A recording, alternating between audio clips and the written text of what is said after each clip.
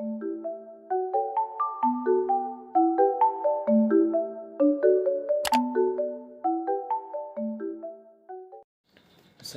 warahmatullahi wabarakatuh. Nama saya Muhammad Yaki Jumair Wicaksana dengan NPM 21060200182 dari Prodi Teknik Sipil Universitas Islam Kalimantan Muhammad Arsad Al-Banjari.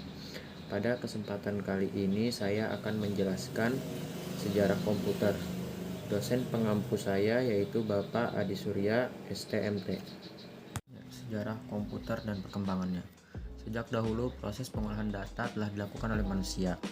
Manusia juga menemukan alat-alat mekanik dan elektronik untuk membantu manusia. Contohnya ada kalkulator. Nah, saat ini komputer yang kita temui adalah salah satu evolusi panjang dari penemuan manusia sejak dahulu berupa alat mekanik maupun elektronik. Sejarah komputer menurut periodenya.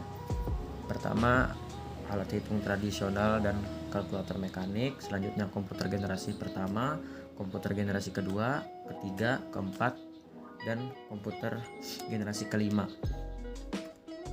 Komputer generasi pertama. Ciri komputer generasi pertama adalah penggunaan tube vakum yang membuat ukurannya menjadi sangat besar. Adanya silinder magnetik untuk menyimpan data. Instruksi operasi dibuat secara spesifik untuk suatu tugas tertentu. Selanjutnya, komputer generasi kedua.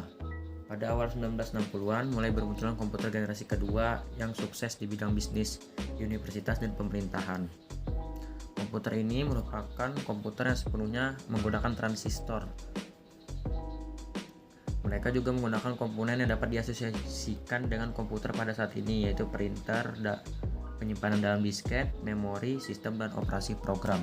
Ciri-ciri komputer pada generasi kedua sudah menggunakan transistor sehingga ukurannya menjadi lebih kecil, muncul bahasa pemrograman COBOL dan Fortran dan lain-lain. Selanjutnya, komputer generasi ketiga. Walaupun transistor yang ada di komputer generasi kedua banyak mengungguli daripada tube vakum, namun transistor menciptakan panas yang sangat besar yang dapat berpotensi merusak bagian-bagian internal komputer.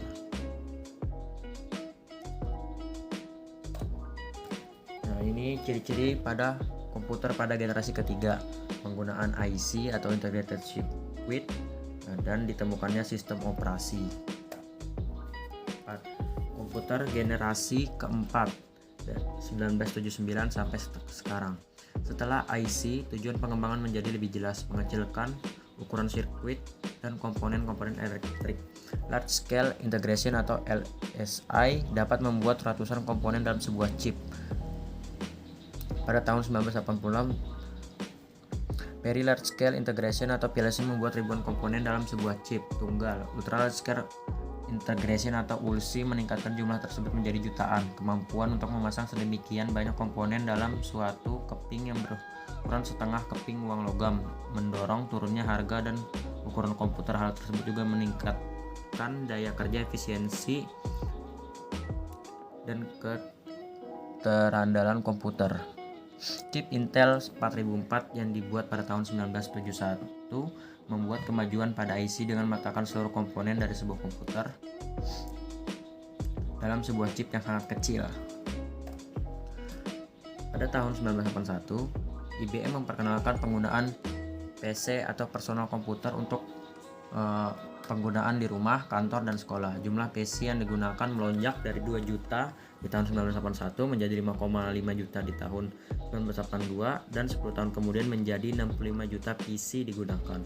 Komputer selanjutnya berevolusi ke bentuk yang lebih kecil yang bisa ada di atas meja, yaitu desktop komputer, dan menjadi komputer lagi yang dapat dibawa kemana-mana, yaitu laptop. Pada masa sekarang kita mengenal perjalanan IBM kompatibel dengan pemakaian CPU IBM Pentium 2, 4, dan sebagainya. Ciri-ciri komputer generasi keempat yaitu menggunakan LSPI, PLSI, dan ULC. Jadi kesimpulannya, perkembangan komputer dari generasi ke generasi semakin berkembang dan semakin cepat dan pesat karena masyarakatnya yang ingin lebih pintar dan ingin maju dengan adanya laptop dan komputer yang sudah canggih pun akan tergeser, yaitu oleh teknologi mini komputer di masa depan yang sedang dipromosikan lebih praktis dan lebih hebat teknologi dari sekarang. Dari hal itu saja komputer sudah menunjukkan perubahan dari generasi pertama sekarang sangatlah cepat. Sekian dari saya. Wassalamualaikum warahmatullahi wabarakatuh.